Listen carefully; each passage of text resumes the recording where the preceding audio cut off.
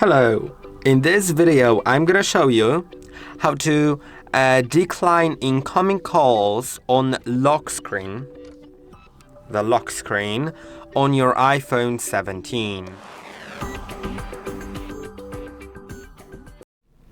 You can see I'm on the lock screen, and when someone calls me, which I'm gonna do right now,